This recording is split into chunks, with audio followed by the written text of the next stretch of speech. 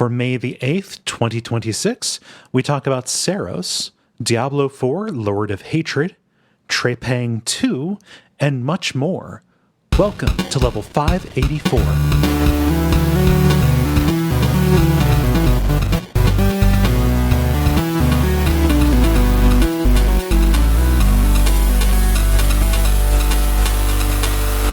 My name is Kaye Ross. I'm Dennis Furia. I'm Moxie. I'm Ben Merkel. And you are listening to The Level. It's a podcast for people who love video games. Welcome back, everybody. We're consistent. Yeah, we've been. Yeah, no, it's been the four of us here for a little bit. We need to check with Jala, see if she wants to rotate in. This is the problem. We rely on us like welcoming, not being consistent to get Jala in. The show suffers when we are too consistent. So we'll have to make space for that. Yeah, Who's been up to stuff? Okay, well, I'll go. I had a fun weekend. Gary, his band Modridge, they had their record release party. Huzzah! Yeah, or record release show, something like that. So went up to a place in Northeast Portland and had a good time hanging out with friends and watching some bands. It was good. Sweet. Some bands, plural, or just a band? So it was like their band. It was Modridge is the name of the band, but they had two openers with them. Oh, cool! Yeah, who were very different, but still had songs that I liked. So, but yeah, that's the best. Yeah. So that was my weekend. What's the name of the record that's now out? So the band's name is Modridge, Modridge, and the album's name is Premiere Modridge. Not Premiere is in the first, like the debut, but Premiere is in the best. Even though it is their first LP that they've put out, they have made it. They have created a product that is impossible to market. For me to say, like, hey, go to Bandcamp and look at it. Okay, you got to spell this. All right, no, it's not that way. So yeah, it's like a little ARG to find the game. You know, it's great. Or find the record, not the game. Yeah. How long until they're making games? I don't think the other two guys are too terribly into games. So damn. Yeah, Google thinks that I intend to spell Modron. Yeah, no, that's one of the possible ways. Yeah. Do you think in hindsight this podcast is just a chronicle of the internet slowly dying? Maybe. Isn't that our lives? Yeah. Okay, so I did mine. I gave you mine. Somebody on that go. Grenade. Yeah. Oh, okay, Ben, you raised your hand. Yeah, I last week I went to a showing of Hundreds of Beavers in a theater, and it was dope. It was if you all haven't seen that movie, I think I recommended it before, on one of these sections. No, I was gonna say somebody has recommended the movie Hundreds of Beavers, and then I paused. And I thought maybe it was Ben. I need him to say more. But I went to it's a movie theater that's in Capitol Hill area, the First Hill area. It's called Central Cinema, and I'd never been before, but I was always curious about it. But it ended up being a pretty close approximation to like Alamo Drafthouse, where it's like they do pre-roll movies. They do kind of special programming, that sort of thing. Mm-hmm. And they're being a host for another cinema that was like closed down right now. And they do a monthly showing of Hundreds of Beavers. And so this was them hosting that. Is this the new, was it The Room or Rocky Horror? It's a little bit different in that you actually respect and enjoy the movie. It's not like laughing at the movie. Although I know that with Rocky Horror Picture Show, it's not like that. And then I think a thing that was surprising is like well over half the audience had not seen the movie before, but it was like a sold out crowd. Oh wow! But you could definitely tell the people who had seen it before, like especially towards the end, like really enjoying some of the moments that like where things come together. So and I even noticed like a few details that I hadn't before, since it was a theater watching experience. Mm-hmm. You only Hundreds of Beavers hundreds of beavers every month is like upwards of 3 beavers a day. And that's just entirely too many beavers. Yeah. I mean, there Fair. are so many ways we could go with this conversation. I definitely see 2. Yeah. I think it only works on the 2 levels, actually. But yeah, I Oh my see, God. apparently this childhood group- memory unlocked. Oh, okay. Man. Yeah. I got banned from the Star Wars discussion forum, like the official Star Wars discussion forum, way back in 8th grade, and had no idea why. And years later, I was like, I wonder if that old profile's around. And I looked up the post, and it was around when episode 1 came out, right? Okay. And there's the scene on Naboo where the thing comes up and there's a bunch of ducks on the pond and they like fly away. And I had apparently posted, forget about Star Wars ducks. I want to see some Star Wars beavers. And that's what got me banned. just perennially, like just the perfectly 8th grade boy post. And I cannot for the life of me remember if that was intentional or not. That's the kind of 8th grader I was. Just if it's around water, I want to see it. Yeah, right. This kid really loves beavers. Why are you banning him? There's a story from behind the scenes of One Battle After Another where the director, Paul Thomas Anderson, had to explain to Chase Infinity what the slang term of beaver meant. And so it seems like we are within the window of what the dual meaning of that is, and it is already closed. Oh, yeah. No, that is really old fashioned as a slang term. Mm-hmm. Huh. I don't know. Woody is the hero of a kid's movie now, so all bets are off. Yeah. So, Ben, have you seen their previous movie, Lake Michigan Monster? That's one that's been on my list. I've only seen like a scene or 2, but then people were talking in the movie, and I'm like, I'm not here for that. Shut that down. Like, you mean the movie has dialogue? Yes. Yeah. Okay. Yeah.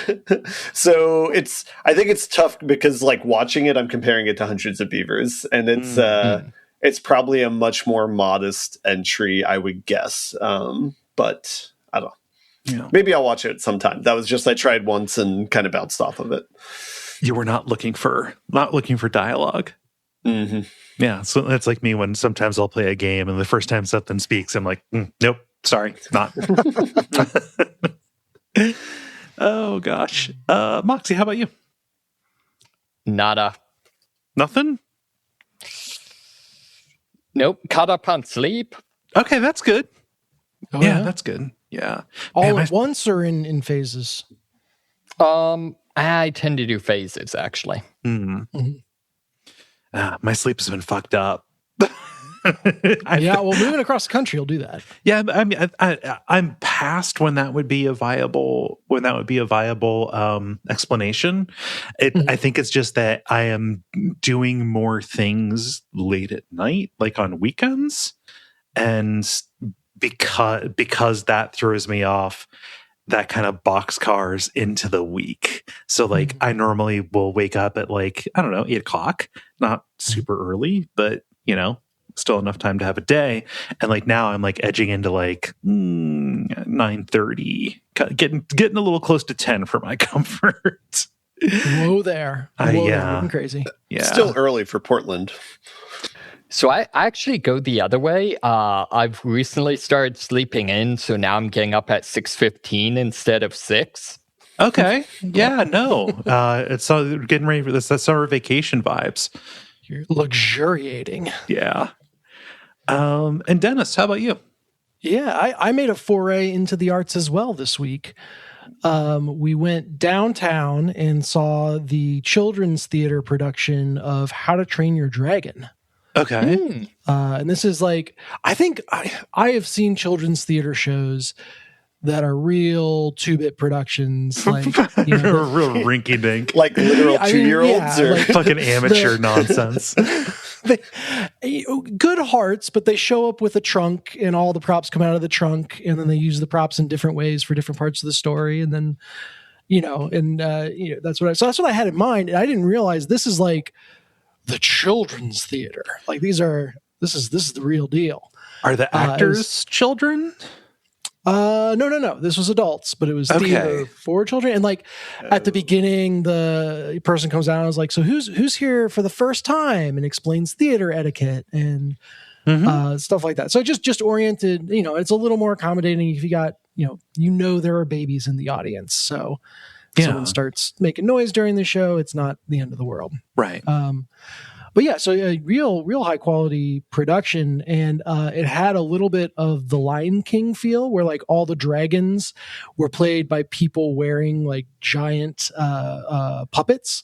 Okay, that's pretty cool. Sometimes it was like 2 people per dragon. So like Toothless, the main character dragon, had a person up front working the head and mouth and eyes and everything, and then it had a person in back that was working the wings and tail. And obviously they were the front and back set of feet. And so it was just really fun because it's not like the actors were hidden inside the costumes, but sitting up in the balcony, it was very easy to just like lose yourself in watching the puppets play. Did both of them speak at the same time? Were they fighting over who got lines? No, there was a winner in that case. But How to Train Your Dragon does have a 2-headed dragon. Okay. And that was operated by 2 people, which they, split lines and everything. So that was super fun. Nice. So yeah, that the puppetry and like the way they did all the props and stage stuff was really cool. Like the flying sections, they had, everyone up on these roller things that then, other people would push around the stage. It was super fun. And the kids certainly had a great time. Yeah, I was going to ask if you took them or if this was just a you and Jen thing. Yeah, and then we went backstage to meet Hiccup and get a poster sign, and they have a giant like dragon head that's one of the bad guy characters that you got to walk up and see. Which actually that part was really cool. First off, because there is so much detail on that prop that you would never see sitting in the stands or in the audience, but it's still there. And like when you get up close to it, it's just like that much cooler. That they, there's no corners cut in making it look good. And then the other cool thing was that the writers of the play were in the audience, and they had come back to like talk and see the props as well and everything. And they wound up being right in front of us in line. So I wish I could say we had a scintillating conversation, but we're like, "Hey, loved your show." Yeah. But still kind of cool that you got to see a production that the writers were there for. Yeah. That's cool. Yeah. Not super memorable on the songs front. Oh, it was a musical. It was a musical. But the puppets kind of made up for the fact that I didn't walk out really humming any of the tunes. So it was a good time, and we got to be downtown, and like it was a nice day out, so made a whole afternoon of it after the play. It was kind of cool to be in the city that we spend so much time in the suburbs of. Yeah. Well, that's cool. Yeah, I'm glad the kids had a good time. Yeah, well, so we unknowingly gamed the system. You buy a pass to whatever to go backstage and get your poster sign and see the thing. And Jen bought one, figuring like, okay, one poster the kids will share and they all get to go back. So that's fine. And then they gave us 3 of everything, the posters and the goodie bags and all of that. No one was checking, and we didn't. We're like, oh, okay, yeah, sure, okay, yeah, sure, sweet. So you just robbed a children's theater. So we robbed a children's theater and are basically wallpapering our house with How to Train Your Dragon posters. Nice. Cool. That does sound fun. It does. What also sounds fun is talking about video games and stuff. And to do that, we need to move along to the regular kind of show with the grind, the multiplayer, and the end boss. And why don't we get started with The Grind. The Grind, where we talk about what we have been playing over the last period of time or so. Who has something new? Actually, this is probably more interesting. Mine's super small. You can go first. Okay. So they added a game to Game Pass called, I think it's pronounced Tripang 2 or Tripang Square. Okay, this has shown up in bundles before. Yeah, so it's basically a game that is kind of a spiritual successor to Fear.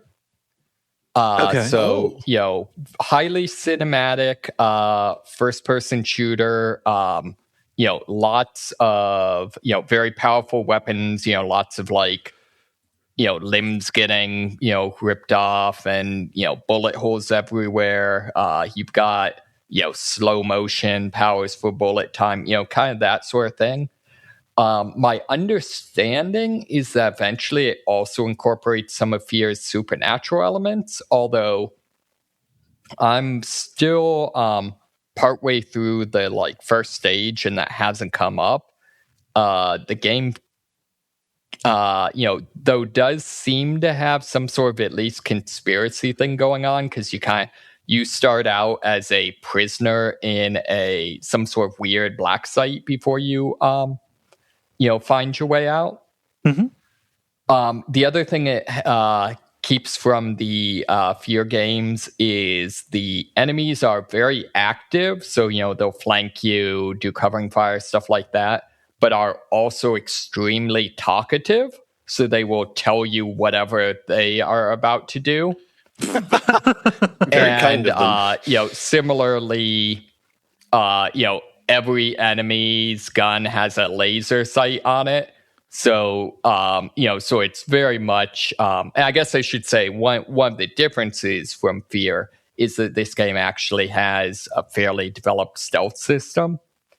Okay. So it's very much designed around, I guess I would say, a very cinematic approach to stealth and combat, in that, yes, you are encouraged to kind of do the, Arkham Asylum style, attack from the shadows type of thing.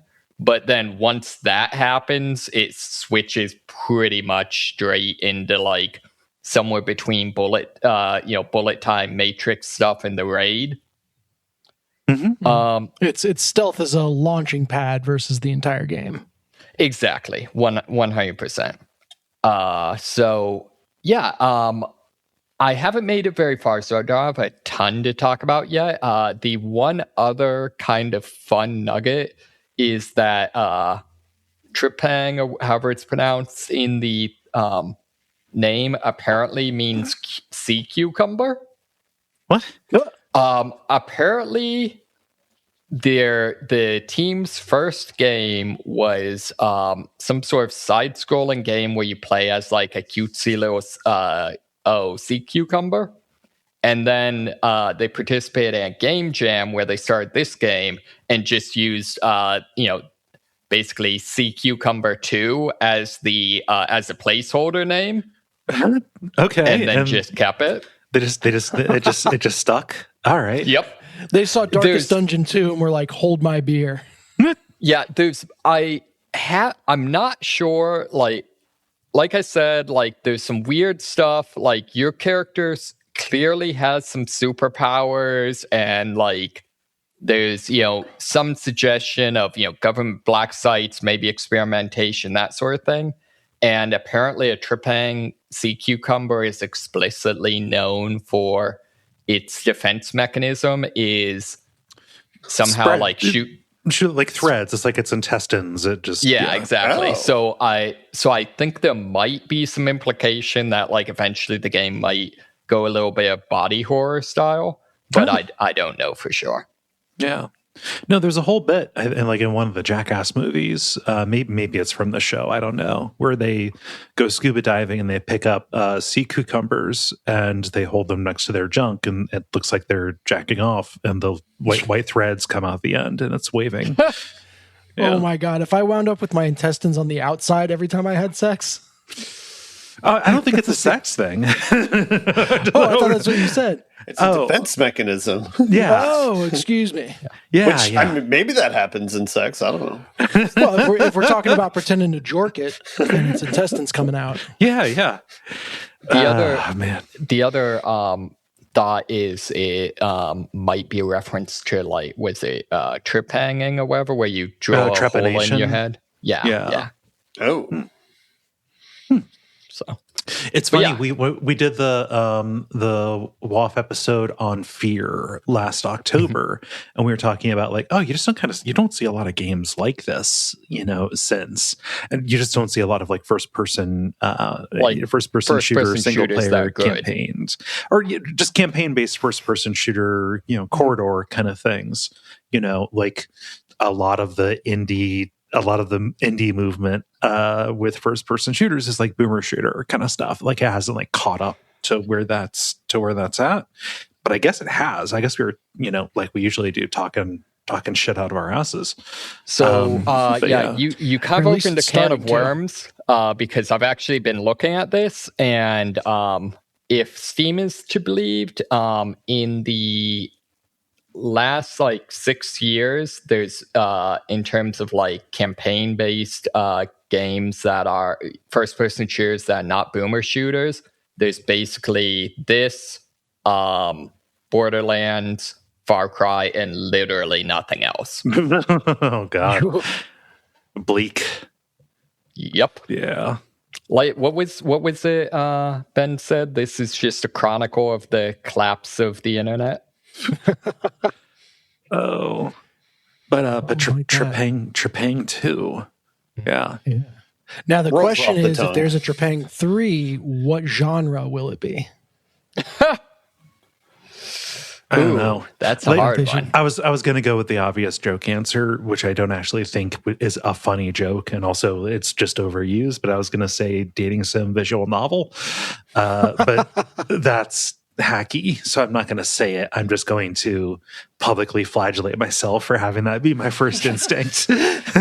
Kaye, your self-control is amazing in not making that joke. Thank you. Yeah, I was going to go with hentai game, so I feel like No one wants a rhythm game? Jeez. No, I was going to how about this? A spiritual successor to Seaman. There you go. Yeah. Man, have any of you, this is a huge tangent, but just rhythm games, have any of you guys watched the trailers for Dead as Disco? No. Basically, if someone took like a Devil May Cry and made it like a full-on rhythm game, it looks amazing. I think the gimmick to it is you can add like songs yourself, and it'll adapt to like custom songs that you add to it. Oh wow. Okay. So bring back LimeWire. Well, not to go too far back, but you triggered a memory of I think it was Rainbow Six Vegas, like the original one, way back in the day. Talkative enemies, and that the enemies in that would like yell, "I'm going blue" or "I'm going red" instead of left or right. Okay. And I remember recognizing for the first time that it was stand-in code, and then actually being able to predict their movements once you like knew it. And my mind was completely blown. So, more audio stuff like that. Yeah, the big thing from Fear that I haven't seen yet is in that the enemies would actually like overturn like shelves and stuff to create cover, which was kind of cool. Huh. Yeah. It's amazing how much video game AI has like regressed as regular world AI has advanced. Big assumption saying that regular world AI has advanced. Well, has become more prominent. Yeah, there you go. It's a drunken stagger. I mean, wouldn't that just be a Markov walk? I think there is a thing called like a random walk. Yeah. But that's just math shit. I hate to break it to you, but everything is just math shit. I understand that everything is just math shit, but like a Markov walk is just like moving around points on a grid, right? Yeah, it is. Yeah, it is. Yeah. Sorry, I did not mean to demean math shit, but it just you got the wrong audience for that. Yeah, nobody like that. Everybody boos at my shit. You can demean math. I'm okay with it. Yeah. And I'm the math master here. You are quite literally. Yeah. I mean, I will at least come out as anti-arithmetic. Okay. Yeah. Like you don't believe it exists, or what? I only like math if there are no numbers. Okay, symbolic. Okay. Yeah. Did you have anything else besides Trepang 2? I've been continuing on with Minishoot adventures. I beat the second boss. It seems to imply out of 3, like you're collecting little skull gems that sock into a wall, and there are 4 slots. So presumably there are 4 bosses, although I would respect them greatly if you got to 3 and they're just like, nope, it's done. Last one was just for show, dude. Yep.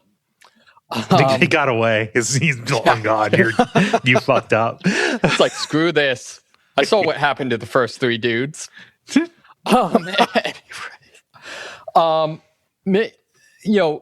Continues to be an amazing game. Not a whole lot super new to say about it. One thing I do have come to like about it is a lot of the rooms, particularly when you're in a dungeon, you'll basically like go into an area and all the exits will get blocked, and you have to fight like a couple waves of enemies.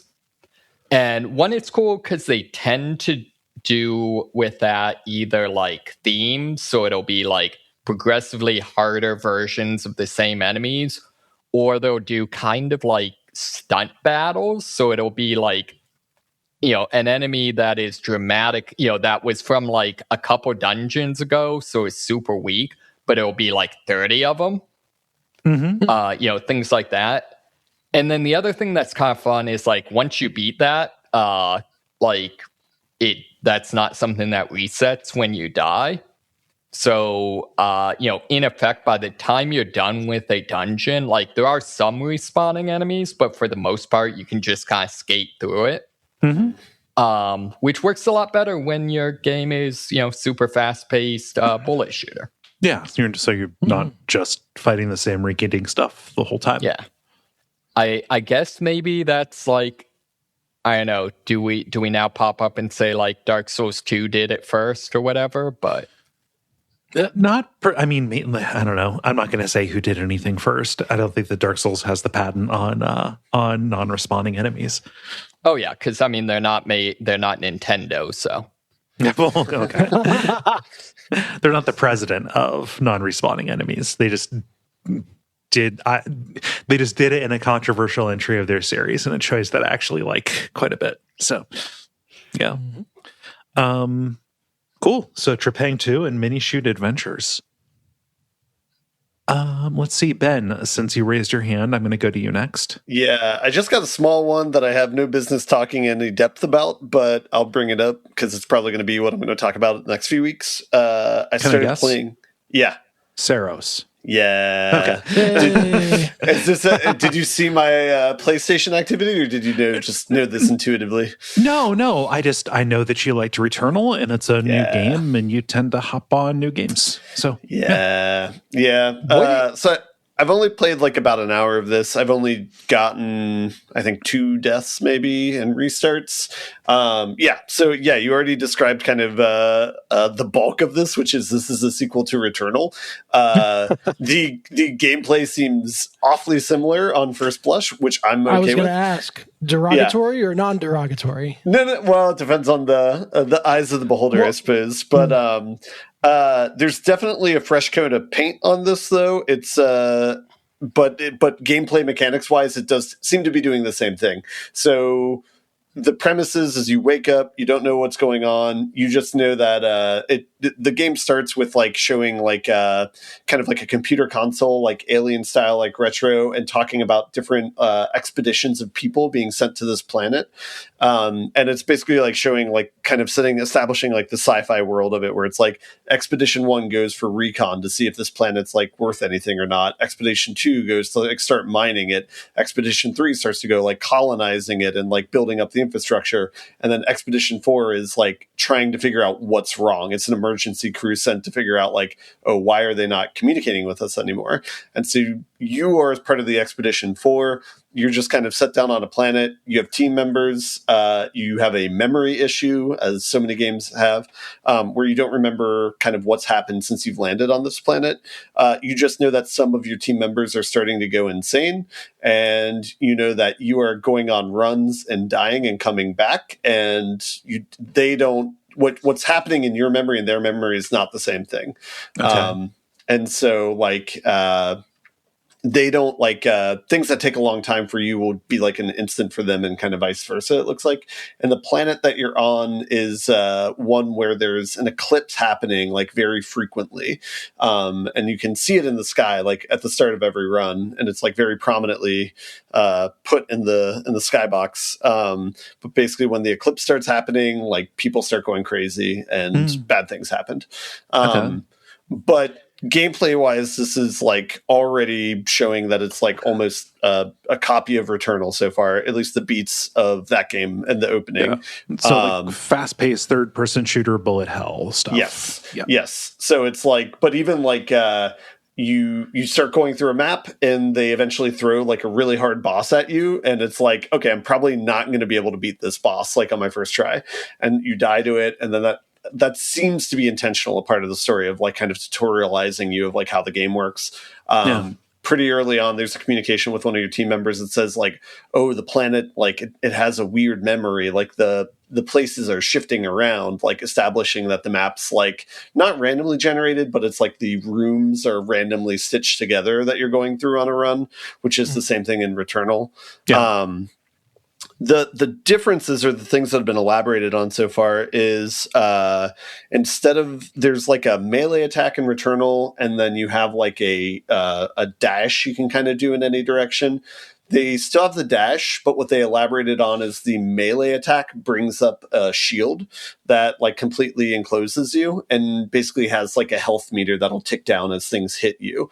And that seems to be kind of like an integrated part of like the bullet hell system, where it's like you'll get shot like a wave of things at you, and it might be thick enough that you can't dash through it. So the way that you have to deal with it is put up your shield, take the hits, and then take it off, and then go and fight whatever you're fighting. So that adds like an interesting layer of, I guess, like tactical complexity to what you're doing. The thing that's most impressive so far is what the world looks like, the new like art essentially of the game. Instead of everything being like blue and dark and gloomy like in the first Returnal stage, everything is like bright white and like red and just really vibrant. And then as like an eclipse happens, then the lighting like changes and it looks like spookier, but it still has that sort of feel of you're in a place that has a civilization that's long since died out, and you just see artifacts and like things of like deep history like all around you. So it's already like very impressive, like artistically. And then the other gameplay thing to note is that they've introduced a meta economy in the game. I haven't interacted with it too much outside of picking it up a few times, but it's they explicitly say in the game like, oh, these resources will persist outside of like your runs. Like you'll always have them. So if you pick them up and you die, you still have them, and you can use those for upgrades. And so I think that's like the big mechanical change that they made in this game to try and correct, not necessarily correct, but to try and make it more accessible than Returnal, which is where if you want to engage with this end of the system, you can try and do that, where it's like you're persistently leveling up. Like you're not just starting from scratch and relying on your new knowledge to do better in a run. But other than that, it's the same sort of thing where it's like they tell you up front, like if you turn off the machine in the middle of a run, we're going to start over on you and stuff like that. So it's like you can't, there's not really a pause button. You can set it down and walk away, but I cannot believe that developers are still doing that. Oh, go ahead, Moxie. Oh, it's hard for me to believe that developers are still doing that. Like that seems like something we were past.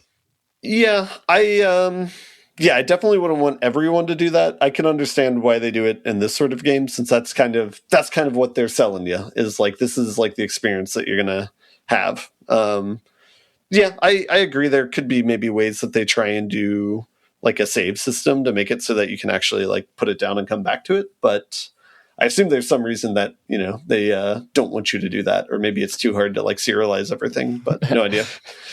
That's my theory, but Dennis, you were saying something? I was just going to comment that it seems made with sleep mode in mind. Yes, yeah, that is like a way that you can do that. Yeah, I believe you can. Yeah, or Actually, I'm not sure. It'd be fucking wild if you couldn't. If nothing else, yeah, you can like pause your TV or like turn off your TV and walk away from it and let it, naturally like shut down. But I will say, that's some if they NES shit remove right there. Yeah. If they didn't have the ability to save, but if when you end run part way, when you come back, Mr. Rossetti is there waiting for you, then I'd be totally on board.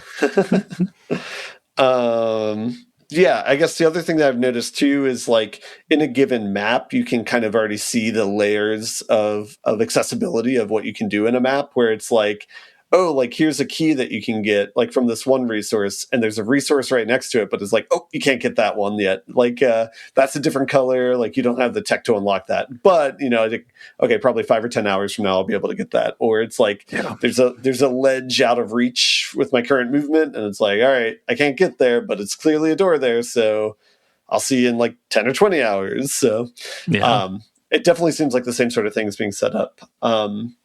Other thing of note is the main character in this game is, I don't know if I'm mispronouncing it, but Rahul Kohli. He plays the sheriff in Midnight Mass. He's been in a lot of Mike Flanagan's works, if people follow those. But I'm familiar with him and like him and those types of things. So it's cool to play him as a video game character. Nice. But yeah. The way you phrased that made it sound like he's playing himself. really in over his head here. I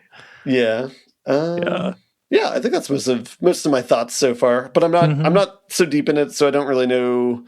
I don't have a strong understanding of what the overall structure is and like what the runs look like yet. But I still resent discourse. Oh, good. The discourse on this has been weird. Like, it's really strange seeing every single article I've seen on this game has basically been like, it's like if someone made Returnal but didn't hate their players. I don't know. Is that a bigger statement on Returnal or on this? Yeah. I don't know. I don't know how much we've litigated this in the past, but it's like, I don't see how someone can not like Returnal or like not accept Returnal as a game, but then also accept like Dark Souls or something like, it's like where it's like, it seems like they're offering a similar proposition where it's like, it's very hard. Your knowledge is what gives you mastery over the game, and it'll take a while to get really good at it. But I mean, so like I don't know, this is an argument that I'm genuinely interested in having, but like, I can say that, like, for me, I bounced off Returnal, because I just didn't like the stuff I was doing in it. Like, the shooting just didn't feel good to me. That and, like a run in Dark Souls, like, quote unquote, a run, because it's not a roguelike. You're still, like, learning a finite space that you're going to, you eventually master it. It compresses in your mind. But also, like, a run is short. I just found that Returnal, sitting down and, going for it, if I died for a stupid reason very deep in, I just lost a bunch of time and all of that layout knowledge that I had. Just basically, I just felt so much like I was losing a lot of time. That's fair. Yeah. That's fair. It's there's definitely like shortcuts that unlock, but yeah. Is it a situation where you don't want to take those because, like, it's a roguelike, you're going to want those resources so you can buy stuff on the way? Like, shortcuts generally aren't that's not the meta. Like, you're going to screw yourself if you take those. I don't remember it being as like punishing as like I know in like Mugenics, for example, like the hard path and the easy path, like you get one more battle out of the hard path. So it's like you always have to do that to do the progression. I don't remember it being that harsh in Returnal, but my memory is like at this point, like 3 or 4 years old with that game whenever I played it last. But I do remember like there are shortcuts that basically have you skip like entire biomes and like using those to like just basically go straight to the boss at certain points. Without like having a bad feeling with that, like being like, oh shoot, I missed like all this like leveling up stuff. But I don't know. I also remember getting lucky with like a run in that game and like beating like 3 biomes in a single run that I had just seen on the first time. So it's like, I can understand that being kind of like a sign of it being a weaker game design, where it's like if you just get unlucky, that could be very frustrating. So yeah. So we'll see. That was just my experience with it. Yeah. So we'll see if like the difficulty part of it, or like how much you're replaying things, if that evens out with like a meta economy. But yeah. I just resent that they made the story a whole bunch of King in Yellow stuff, and now I kind of have to pay attention to it. Yeah. Wait. You're telling me that you feel compelled to experience and share King in Yellow things? Yeah. No, that's me. Yeah. Yeah, I don't see. You're saying that you're being drawn to this game to play it, and you might not be able to explain why. Yeah, even what's going to be a bad idea. Yeah. Okay. Yeah. Nice. Yeah, I'm curious. I'll be curious to hear more, like especially if the meta progression ends up making things like a little bit too easy. I don't know if too easy exists, but like I don't know if you're used to a little bit more. Things being a little bit more gristle than what this is providing, then yeah. I love that word. Anytime that the meta progression results in, oh, thank God I can play this game less, it's like, well, maybe that system is not working for you. I love that we're kind of getting back to developers iterating with their games, instead of like each game being like, throw everything out, we're making a new engine and gameplay systems. Yeah, I think there's room for both strategies, but yeah, I certainly don't have anything against this of having like the same loop that Returnal had and just focus on like polishing or minor tweaks. Like I'm totally fine with that, because I was good with this, because the system itself is already pretty. This iteration of it, I think, is novel, where there's not a lot of other games that do it exactly like this. Is there as much emphasis on like the haptic feedback as there was in Returnal? It's definitely there. The music is good in the game for what it's worth. Like it's definitely like electronic eerie type stuff. But there was one part I noticed where there was like some guitar like solo riff or whatever, but the vibration was matching that in the background. And it's like, oh, that's kind of cool. I was talking with Will about this, and he said, it's like the second game he said it's the second game that he's played that has used the adaptive triggers and like the full haptic stuff in it. And the other one was Returnal. Yeah. I'm sure he was just being funny because there's also like Astro Boy or Astrobot or whatever. But yeah, they have the same system where it's like a weapon that you pick up has like a primary and secondary fire, and based on whether you have the trigger halfway down or not determines which one you're using. Yeah. Cool. Nope. Yeah. Excited to hear more. You have anything else? Nope, that's all I got. Okay. Dennis, how about you? Yeah, so I bring more perspective on the Lord of Hatred expansion for Diablo IV. I'm now confidently into the end game and have interacted a little bit with the two kind of big systems that are added through the expansion. And I would love y'all's perspective on, I think they are really good systems, and they kind of smooth out your experience with the game a lot. But not the problem, but it's like these are exclusive to the expansion. And so it's like, oh my gosh, Diablo 4 is now in a more like polished and well put together state than it's ever been if you've bought all the expansions. Which on one side, it's like, yeah, I want my expansions to make the game better. And on the other hand, it's like, well, are you gating players that just bought the base game out? Like what, where does that lie? So I'll talk about it a little bit. And are you positive that like those basic key quality of life features haven't just been thrown into the 1.5 or whatever this is? Because oftentimes that happens. Yeah, almost certain that these new features are not yet in like the base game. And then the skill tree reworks that I spoke about last week, I forget if I mentioned or not, but like one of the skills on each of like the branches of the tree is actually paywalled behind Lord of Hatred. I didn't realize that just because I had bought the expansion. But if you only have the base game and you start a character now, your skill tree is going to have nodes that just you can't access.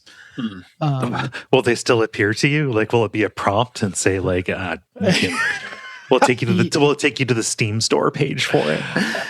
Yeah, basically. I haven't interacted with it, but that's my understanding. Is it's like there with a big like icon over it, being like, "This is Lord of Hatred content." So that piece is a little smarmy, like built into the skill tree, which is the first thing that the player interacts with. That said, the other two endgame elements, or the two endgame elements, are really cool. The first one is called War Plans. So when you get to endgame previously, there are a couple different endgame activities that you could do. And the names of them aren't important because they won't mean anything to people that don't already play the game and know what they are. But basically, if you wanted a certain type of thing, like if you were purely just trying to level up your character, you'd go run one kind of endgame activity. If you were looking for, a certain type of resource, you might go do another. And outside of that, there really wasn't an incentive to do different ones outside of something called the Tree of Whispers, which would like sometimes an activity would be highlighted and you would get a special cash for doing that activity. Okay. Well, War Plans now in the expansion have you build a plan. And so you get kind of like a map of potential activities, and you select one node on each level. And they all, it's different activities, it's different modifiers for the activities and different modifiers for the rewards. But, you kind of build a plan, and then completing that plan gives you a big dump of extra experience and items and all that stuff. And so just in terms of injecting variety into your gameplay, if you're not, chasing one of those specific things, War Plans make it a lot more fun to bop around and do lots of different things. Okay. So that is super fun. Yep. Is it forcing variety because it's making you go to different parts of the map, or because it's like different objectives for each of the things on the plan? Or it's Diablo. You're kind of mashing buttons no matter what. But, a lot of clicking. You're gonna click on a bunch of little demons. Yeah, sometimes it's an imp. endgame activity that like emphasizes speed over everything else, and you're trying to like rush through an area as fast as possible. Sometimes it's an end game activity that every wave you'll get a choice on how the wave gets harder, and so you kind of build your own difficulty. So there's different flavors that it has you interact with. And in general, just as a reason to be constantly doing something different instead of running the same thing over and over again. I think they've hit the sweet spot with that. And having that, the satisfaction of cashing in on a plan that you fully executed is really nice. Mm-hmm. So that system is well done, and I'm already like having more fun in Endgame than I have previously because of that. The second system that they added is like there's a Heraldric cube that I feel so dumb saying all the proper names. I can make two words up that sound vaguely metal and it would be fine. Like no one would be able to call me on it. Yeah. But it features in the campaign. I would say it's a Heraldric cube. You pronounce it wrong. Oh yeah, sure. I'm sorry. You did open that one up. I know. I deserve it. It's to help me learn ultimately. So yeah, that features in the campaign, and then it comes back in like the expansion city hub, and basically allows you to do all these really interesting crafting things that you weren't before. The biggest one for me is like the almost the rarest form of gear in the game is unique gear. And when that drops, it's like a big deal. But, if you get the piece that you were looking for and you low roll the stat on it, then it's kind of a backhanded, compliment. It's like, oh, I got the thing I wanted and the worst stat for it. So be another 20 hours before I see that again. Hope it's better. Yeah. So the Heraldric, yeah. Herodric Cube allows you to re-roll the stat on that unique and potentially get a better one without needing to farm up a whole nother drop. Does it also increase your inventory size? No, not that I know of. Although you can buy several extra chests worth of inventory. That's the big thing in Diablo 2 was it used like the Minecraft style, like put everything in and hit craft, so you could just put everything in and then just keep it in your inventory. Yeah, it was like a little backpack you could have. Yeah. Oh, that's fun. Yeah. No such luck here. But it lets you do a ton of other things in terms of like re-rolling specific lines on other gear or creating a specific type of consumable or what have you. So basically it's given you a lot more agency over creating your ideal gear. It all comes with a cost, so it's not just like I can hit buttons and get exactly what I want. But it's a step closer than Diablo 4 has ever been. Mm-hmm. So yeah, I haven't engaged with that too much, just because even though I'm in endgame, I'm still seeing new higher quality gear often enough that I'm not going to start like investing a ton of resources into one piece of gear yet. Yeah. But I totally see how that will make life a lot easier when I'm at that point. Yeah. So yeah, the end game is super fun, lots of variety, and gives just a lot more agency and quality of life when you're chasing that perfect piece of gear. That said, if you haven't bought the expansion, you don't get those things. Right. Which so yeah, that's the thing. It's like I think they're right on the edge of like what makes sense to gate behind an expansion. It's like I think this is on, this is not obsoleting players that don't have the expansion. But it also makes me feel like I got my money's worth out of buying another part of the game. Yeah. So yeah, I haven't read too much into the discourse, but yeah, I thought I'd get reactions from you all on that. I have no idea. Like back in the day, and I'm talking like again Diablo 2, StarCraft, Warcraft kind of period. Like the number of people who had the base game but not the expansion was. It felt minimal. Like everybody that you talked to or knew was just like, yeah, no, I got the expansion because like not having it would like separate the lobbies. Like it would be be a big, you wouldn't be able to play it with as many people if you didn't have that. I'm kind of curious, like if that is still the case here, if it's going to, segregate you off into just, base game land. And I'm also just kind of like, you don't have this information, but like, what are the actual numbers of like people who have the base game, but not just, but not that expansion, not the latest one, or just like I have expansion 3, but I don't have expansion 4, blah, blah, blah. I believe it's on Game Pass now, the base version. Yeah. Which means that the pool of people that are playing without the expansions is probably way larger than it's ever been. And, technically, if you think about people like trying to climb leaderboards and like get high scores on some of the end game dungeons that are tracked, absolutely, if you have the expansion, you have an advantage on that front. Yeah. Especially if you're trying to do it fast. But also, like, who is playing this game and caring about that? Mm-hmm. But doesn't have the expansion. I'm not sure. Like, it's hard to be too mad about it, but I've like not seen like a regular like upgrade that I can't get because I don't have it, and just seeing how I've felt about that. Like, I don't know, there are less ethical ways to do it, but this is fair. And I will say to the skill tree rework that I was not a huge fan of last week has definitely gone into the category of like, I don't think I've looked at or thought about it in the last, for 60% of my time with the game. So even though that, I don't think the rework was like a huge selling point, it successfully got out of the way of that end game gear chase. So Yeah. That seems like that's a point against it, though. Like, the skills are where the juice is.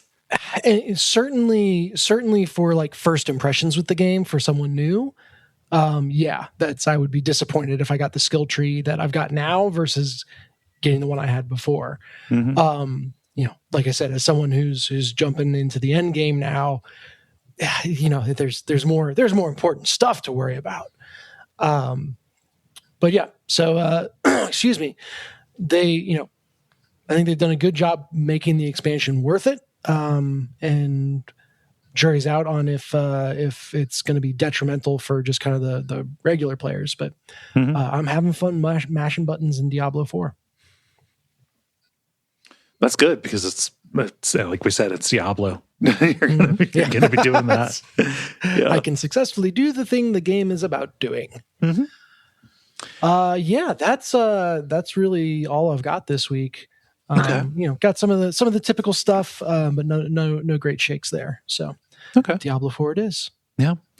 I'm sorry I don't have anything. Like, I've been playing a lot. I've been playing things like, streamed more Resident Evil Revelations, but like I thought I was going to finish it, but I didn't. Sorry, Revelations 2, because it's apparently a really, it's a long game, longer than I thought anyway. And then the the game that we're recording about on WAF this week has been RimWorld. Oh Boy! Yeah. You could have just said RimWorld. Your dedication to actually joining the call instead of just playing RimWorld. I know, right? It wasn't me. It wasn't me saying like, "Oh, it's time to bring RimWorld to the show," because no matter how much I like it, like, you're not going to cover it comprehensively. There's so many different ways to play it. But somebody, a listener, like this is a Patreon, somebody bought the executive produced it on Patreon, and they brought it. And I was like, okay, Gary, if you're down, I'm down. And it's gotten its teeth into him, which is fun to see. But also I just, for the past, I've limited myself. Like, I'm not, I didn't give myself like a month of startup or a month of run up because I knew that's all I would be doing. But like for the past week, just a whole bunch of RimWorld and doing RimWorld ass stuff, So what sort of, are you engaging with any specific ones of the expansions, or like any of the specific what start are you doing, what sort of goal, that sort of thing? So like I've only had time to do one colony pretty much, and we're covering like the base game with this, because the expansions, they had so many systems of we would not be able to engage with a fraction of them if you installed all of them, at once and tried to make a run at it. Plus, later ones like Anomaly and like the new one Odyssey, they fundamentally changed the game. Like, fuck, even Royalty does, in terms of giving you, demands made by the Empire and things like that. So like, this is my first time doing like a base RimWorld in a while, and so like, just so Gary and I could have a basis of like stuff to talk about. Like, what I've been doing is just like rolling like a standard start, the crash landed colonists, and just building a colony and making a list of things to just like broadly talk about. So like, it's vanilla RimWorld with all that entails in terms of, less quality of life stuff, less ways to, kind of like customize your colony.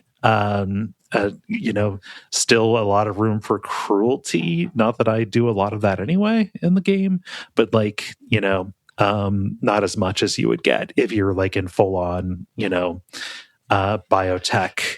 I can, take in prisoners and like, Cormac McCarthy in space.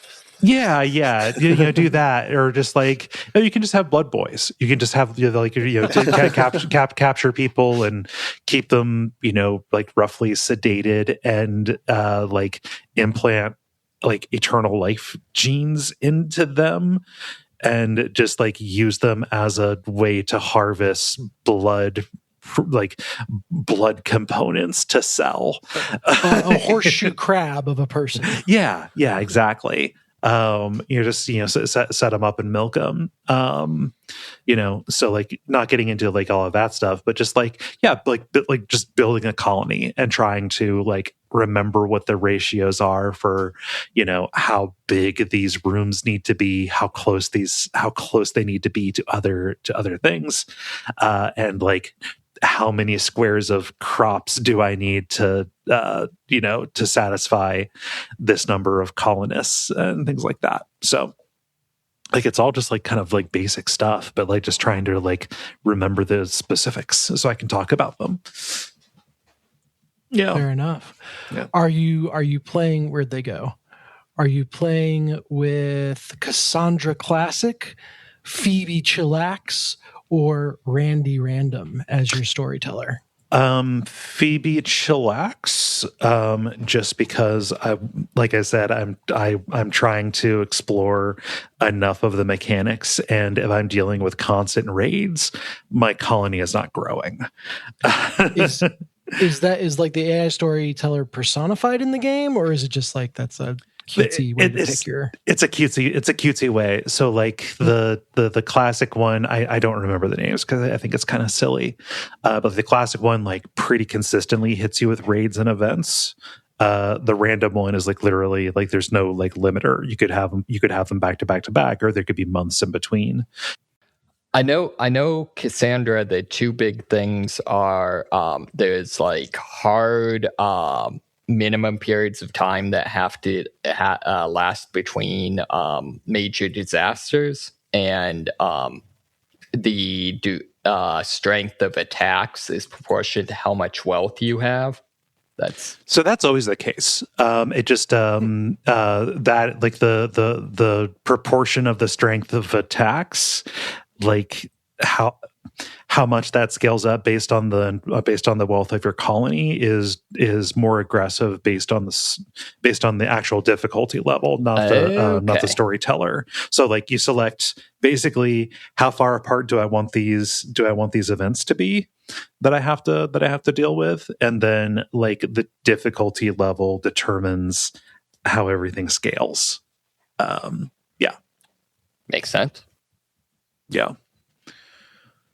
So yeah, like that's all I've got. It has made me really hungry to fire up more of the expansions and stuff, because like for as much as I've explored Anomaly, like there were a couple there that I didn't miss. Like I've not really done much with ideology, and then Odyssey came out, and that gives you the ability to make fucking spaceships. So yeah. RimWorld dedicated podcast win? I don't know. It's too old, and again, I'm just a tourist in this. For as much as I can fall into a hole with it, I'm still just a tourist. So yeah. Enough. I've seen your satisfactory. No, I know you can go deeper. Yeah, but I'm no good. Sorry. Are the IDEO religions? Is that something that's in the base game? No, that's specifically ideology that adds those. Yeah, the expansion ideology that adds those, and that's one of the things that I talk about when I talk about like having ways to customize the way that your colony runs. If like you can just choose like, hey, cannibalism is lauded here. Well, and suddenly you have a new food source rushing at you every few days, right? Mm-hmm. as dark as it is. Yeah. How many of are you doing any of the glitches? Not intentionally, no. Okay. There's just a bunch of stuff like, for example, if you put two heaters so that one is trying to exhaust and one is trying to one's trying to heat, one's whatever, basically have the exhaust pointing at each other, it'll violate thermodynamics to like cool down and stuff like that. Anyways, sorry. No, yeah, I'm not doing that. I try not to rely on stuff that's going to be patched out. Yeah. But yeah, no, like you can definitely like inadvertently cook people if you don't. Oh no. Or just like why the fuck is everybody getting negative moodlets when they go into this particular part of the base? And it's like, oh no, you didn't vent the coolers. Like they built a roof over this area because it's enclosed. So like you mouse over and it's like 200 degrees. You're like, oh okay, yeah, no, that would probably do it, wouldn't it?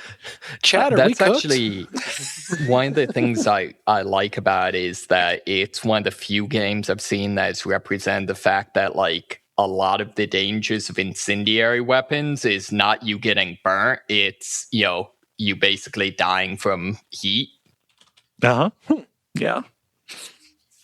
Oh man, it's a good game. I like it quite a bit. Cool. But yeah, that's all I've got. Nice, good teaser for the full episode. Yeah, next week that comes out. Yeah, just a little bit to wet your whistle. Multiplayer. Now it is time for the multiplayer where we ask you a question and you answer. Dennis, what is the question that you asked the nice people? Yeah, I've got voting on the brain here in the U.S. There's a bunch of primaries going on. And, we're focusing local this time. So what video game character would you want as your leader? Not like of the whole country or anything, just of your local city council. Okay. We have Threnza here who says, sure, Joke's the on leader you, gets it's the kidnapped. same thing. Sorry. Yeah, no, it is. It took me a second. Threnza says, sure, the leader gets kidnapped on the regular, but aside from that, the Mushroom Kingdom seems to run pretty smoothly. So I'm going to take Toad. Yeah. Is there like a regent situation going on? Yeah, I'm unsure. It's something like that. Yeah. I've not played the Crusader Kings mod. That is the Mushroom Kingdom. Oh, is that a thing? 'Cause that sounds amazing. No, God, no. I assumed for a while, I don't know where I got the idea from, that Toad was like Peach's baby. Maybe it's the diaper. It's probably the diaper. Yeah, it's got to be the diaper. So it'd be a line of succession thing. Yeah. Let's see here, Moxie. What does Callum say? Callum says, Edgar from Final Fantasy VI. The master engineer might help with our infrastructure upgrades quite nicely. Oh, but he got in there under false pretenses. But yeah, you're probably right. Oh no. The first politician to do so. Unthinkable. Yeah, the people of Figaro seem to like him a lot. So, yeah. Although when the Empire was coming, he did definitely like take the castle and move it to another continent, leaving the city behind. I mean, that happens all the time in the Mushroom Kingdom too. So let's not cast stones. Yeah. Ben, what does Malcav11 say? Malkev says, man, trying to think of a video game character I think would actually be responsible and forward-thinking member of local government. Lots of joke answers come to mind, but maybe Geralt? He wouldn't want to be there, but he'd probably feel like he had to, and he's a decently sensible person with a good heart. Plus, he could stab any monsters that happen to pop up. Granted, he wouldn't know a goddamn thing about modern technology, but he's willing to learn things. Yeah. He's got to get head on his shoulders. One of the best wielders of the tactical fuck that I've ever seen. Yeah, you need that. You need that to be deployed. You gotta know when to bust that out, and I think he would do a good job of that. Yeah. If we ever do a multiplayer that's like, what game do you most want to get a Telltale version? I feel like The Witcher would be a good call for that. Has that not happened? That feels like something that should have happened. No, it's yeah. I know. I was just thinking, like, I love The Witcher except for the gameplay. Oh, yeah. The Telltale version would be good for you then. There's probably a version where you could just like mod it out. Yeah, yeah. Mod out combat or whatever you would like to do. Let's see here. Dennis, what does Zoe say? Zoe says Isaac Clarke. He's got a STEM background, but I won't hold that against him. So you want one of the, and then, I don't like using this word very much, but literally one of the craziest protagonists in horror games. Yeah. I mean, look, he's Also, proven he can handle stressful situations. I'm disappointed though how that he you handles them, didn't but he's pronounce the handling them. Pac-Man. Oh yeah, wah. Oh yeah, no, I just that's the something awful V. Yeah, no, it's a classic one, classic little emoji, sarcasm emoji. Yeah. Let's see here. McTavish says Mario, he could handle the sewers. It's important. Yeah, we see Zoran trying to bring back sewer socialism. Yeah. Well, actually, no. You need to jump down. Yeah. Yeah, I need to look down. Literally, sewer socialist. That's Zoe. Yeah, that's Zoe. Sorry, I maybe if I read that, it was subconscious. I was just trying to sound smart. Kaye, are you posting from your alt? No. I'm not doing that. Let's see here. Moxie, what's Kekcha say? Keksha says, is New Donk City run well? Maybe Pauline for city council. Mm-hmm. Oh, I'm not gonna lie, that's... New Donk City sounds like the setting of a hentai game. Like, what game is this referencing? This is Mario Odyssey. Yeah. The party budget would be huge, would drive the city to financial ruin. Mm-hmm. But I mean, there's bottomless pits everywhere. There's construction spilling out into the streets. No, it's New Donk City is not run well. No. And Ben, what does Typhoon Jim say? Typhoon Jim says Kim Kitsugari would be a great choice for councilman. Be very practical. But he's a moralist, right? He's incredibly practical, but also like, I don't know. That is one of the things. He is pretty like milquetoast. He'd keep the police in line. Not true. Yes, but not a lot of vision on him. I think in terms of long-term planning. The practicality is nice, but you have to remember all the stuff that's actually written about moralists in the game. I just realized that I busted out the Kaye, have you been posting from your alt joke too soon? No, it's all me. We don't like. I don't put these out. Everybody who interacts with us is just me. Man, I cannot hear the term moralist without hearing Jordan Peterson's dumb voice. God, that's unfortunate. We should be pretty close to not have to deal with him anymore. Oof. Fingers crossed. Yeah. God, this is really hard because I don't play games with good people in them. That's perfect because governments don't have good people in them. But it's who do you want? Like, who do you want to be like the mayor of your place? So yeah. Oh, how about this? I'll say Lee from The Walking Dead seems good. Oh yeah, sure. Yeah. Good dude. Is that the protagonist? Yeah. I want to say Lee. Probably a pretty similar situation to Kim, honestly. But like most of the options, like he's, he does his best to try and keep people in line and focused on the goal for the good. Yeah. Yeah. I was gonna say, what playthrough of Lee is this? Yeah. Has anyone tried to drive The Walking Dead as far off the rails as possible? I'm sure you could try. I don't think it allows you. Yeah. Nope. All these options make too much sense. Yeah. It'll end up being like, what is it? Heavy Rain, where if you purposely fail like every prompt. Yeah. Have you seen those videos? Yes. Yeah. It's really great. fun. Just the junkyard fight is my favorite. Yeah. I like stumbling around the fish market.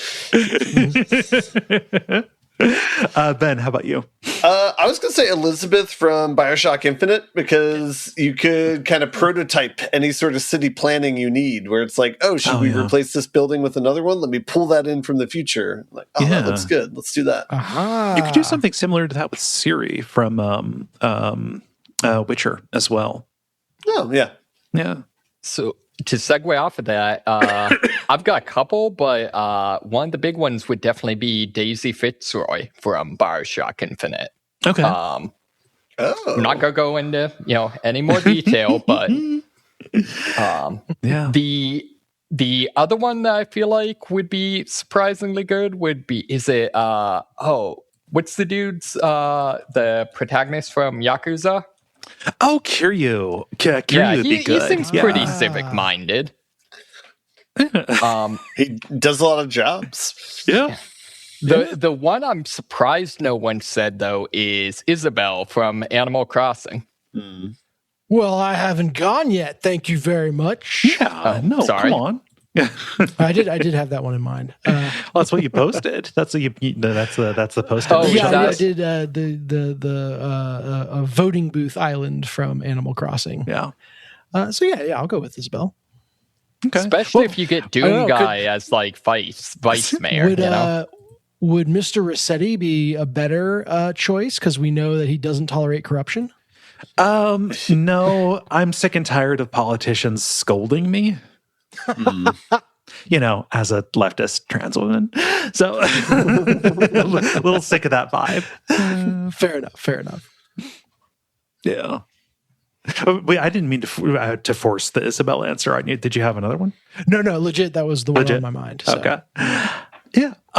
Thank you so much for answering, everybody. Thank you, Dennis, for posting this. If you would like to participate in these, you can follow us on Blue Sky at thelevelpodcast.bsky.social. The end boss. Now it is time for the End Boss, where we talk about things that are happening in the world of video games and how we feel about them. I'm going to do mine just because it's the most current eventsy one, and because I don't have much to say aside from just incoherent screaming. The Steam controller was put up for sale. The new Steam controller was put up for sale yesterday as of we're recording. It was put up on Monday. And I forgot about it until I saw something on Blue Sky, and I went, and it wasn't much later. It was like 15 minutes after the date when it became available. But as you would expect, store's broken, can't complete. Sorry, it's out of stock. That whole deal. And now, like clockwork, what is happening is there's resellers are putting them up on eBay. Yeah. Anywhere between $200 and $350, trying to bilk people for them. I'm surprised those figures have stayed in 3 digits. Yeah, me too. We'll see how it goes. see what it looks like when this episode releases. Mm-hmm. Yeah. So like that's kind of just the story, but like between this, like Pokemon Pop-Tarts are being sold at a markup now. Like I posted this, but like anybody who engages in this kind of reselling should automatically be put in the contraption. And like for pigs. You can solve for whatever contraption you want. I've got a particular one in my head when I say that. But like, I don't know how you solve this problem. Like I do. Nintendo. Oh, go ahead. Yeah. It's the same way that they did the Steam Deck. You have Gabe Newell hand deliver each one, and then he's too busy on his fucking yacht. Yeah. But like Nintendo's kind of fixing it, right? Like, okay, you can only buy one of these. It's linked to your account. You have to have blah blah blah. Like one per account would have been probably pretty good, and you get them based on the age of the account, something like that. Like there were people who already put up listings for these hours in advance of the launch, just assuming that they were going to get them. Yeah. I'll say, like, from my friend group, one person tried and didn't get it, and one person created an auto clicker on their account to try and get one. Yeah. So that's why the store broke. Yeah. Sure. Oh my gosh. I want one pretty badly, but I guess I can't have it. I guess I'm not allowed to have it. I could have it if I spent. This after however many weeks ago you talked about the controller, you proclaimed yourself to be the only person interested in it, but they've got your number. No, I'm the only person who liked the old one. That's yes. right. Okay. Yeah.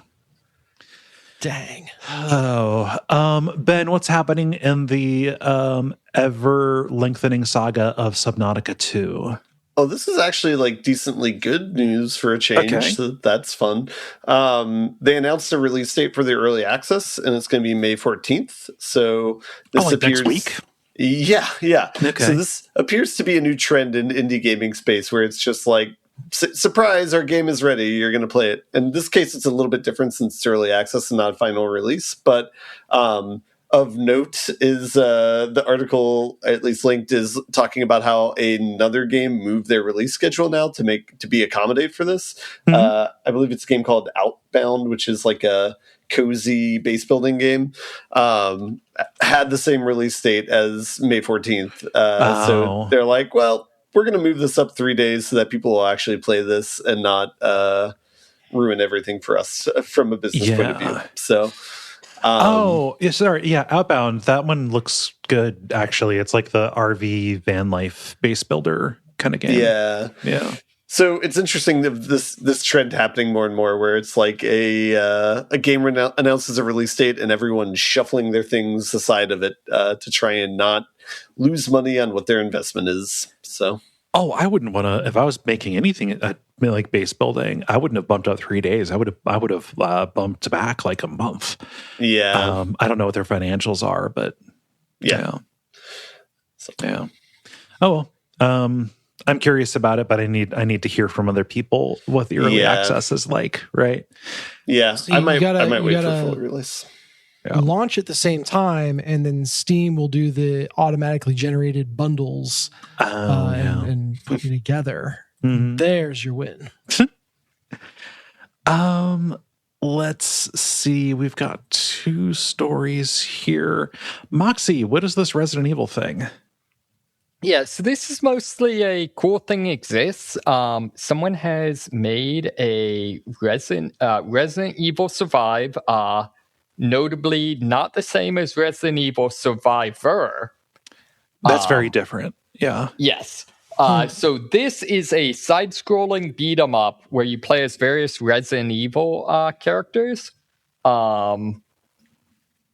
Full disclosure, I found this, watching a video on YouTube, so I haven't actually played it. But from what I've seen, it seems like kind of the 2 big additions are, one, that you have guns with limited ammo, which you don't normally have in beat-em-ups.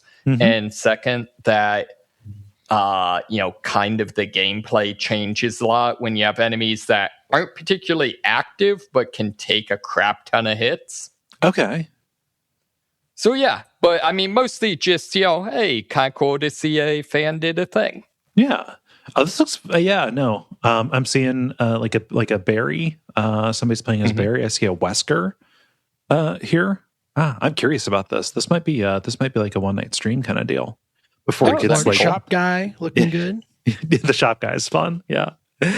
I need to get on this before they get a cease and desist or something. Local co-op that's the for thing 4 that players? surprised me is like I was shocked that I assumed this was an actual like Resident Evil game, and then was shocked that they like didn't name it like Bad House Survive or something. Yeah. Bad House.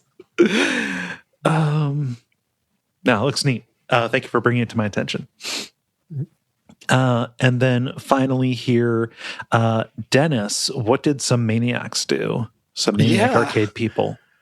Something pretty cool, actually. So before Donkey Kong, Nintendo was still a company and actually made some arcade games. The earliest of which was called Wild Gunman. And I had not heard of this before the story, but it is like a super early light gun game prototype where literally the like scenes are playing on separate film reels and it switches reels based on your inputs. So this is before Nintendo was doing video games, but arguably like the first video game they made. The fact that it was made with film reels also means that it just doesn't exist anymore. Yeah. because even using like ultra durable like film reel material that was specifically requested for this cabinet, it still wears out after like 1,000 plays, And just which in an degrades over arcade- time too. Yeah, exactly. So in an arcade, that can go by real quick depending on the audience. And so kind of largely this just was thought of as lost to time. But a YouTuber, someone Callan Brown 74XX is the moniker, noticed that there were Nintendo branded film reels on sale on eBay, and noticed that they were still sealed, which perked his interest, and he got a hold of them, found out that they were in fact genuine, and proceeded to not just like restore the film, but actually build an entire cabinet as authentically to the original game as possible.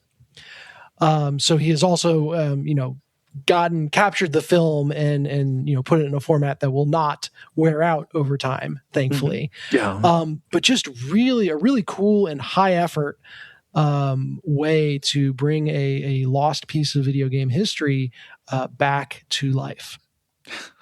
Wow. This is huge. I'm surprised that Frank Cifaldi or like the people from the Video Game History Museum haven't gotten with this guy and started working with him, because the footage from this was just gone.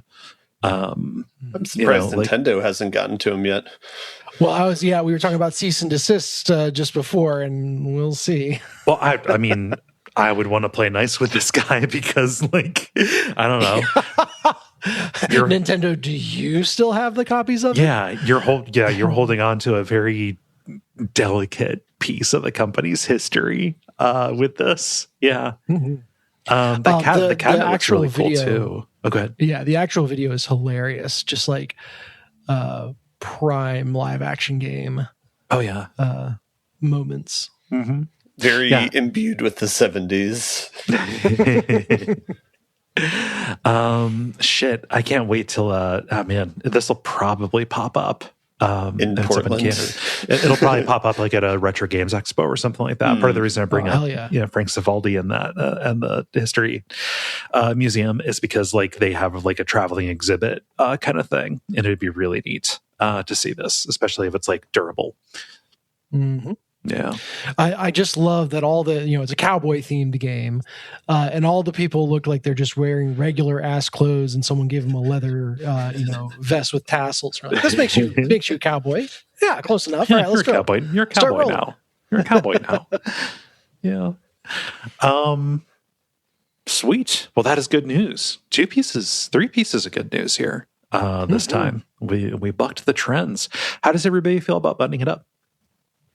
Was buttoning. The credit. Thank you so much, everybody, for listening to level number 584. We appreciate you taking the time.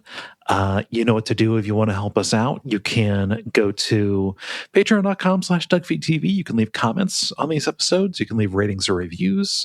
Tell your friends, all of that. I don't promote it enough, but I stream. I stream on weekend nights, on Friday and Saturday, starting at 5 p.m. Pacific and going for about 2 hours at twitch.tv/Duckfeed.tv. Stream horror games. So come and check those out if you would like to. I do it. It's there. It's good. That's where you can find me. You can say it's good. It's a good experience. I've been doing it for a little while. So am I forgetting anything? Anybody else got anything? No, I don't think so. Okay. Check out Modridge. Oh yes, Modridge, Premier Modridge. They're on. Modridge. Yes, they are on. They're on Bandcamp. It's good. It's like a pop rock, like post punk kind of thing. I think like REM is kind of the common reference point for everybody in the band there. And if you buy the vinyl, if you buy the actual album, it's blue. The actual vinyl itself. Mm-hmm. Yeah. God, I love that. I love seeking out all of the color variants or whatever. My copy of Wilco's Sky Blue Sky, guess what color it is? White. Orange. No, it's sky blue. Cool. Well, I've been Kaye. You can find me on Blue Sky at Kaye.zone. I've been Dennis Furia. You can find me on Blue Sky at Furia Games. I've been Moxie. I've been Ben Merkel. And stick around for some titles.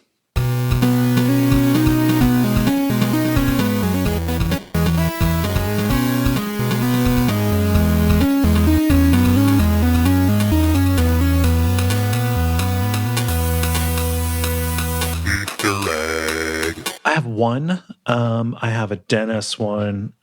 Chat, are we cooked? Fair enough. Okay. Dennis, what do you have? Got 3. I have A Chronicle of the Death of the Internet. I have Blood Boys, spelled BOIS. Okay.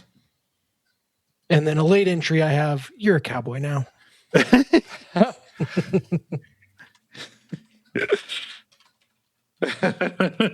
Okay.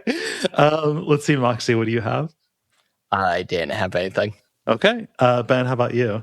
I have one that I would like to think is not a, oh shit, I don't have a title yet one, but I put You're a Cowboy Now. Okay. Aha. I really like You're a Cowboy Now. I think it's apropos. Yeah. Just the idea like it is bestowed upon you, forced on you even. Oh. All right. It is decided.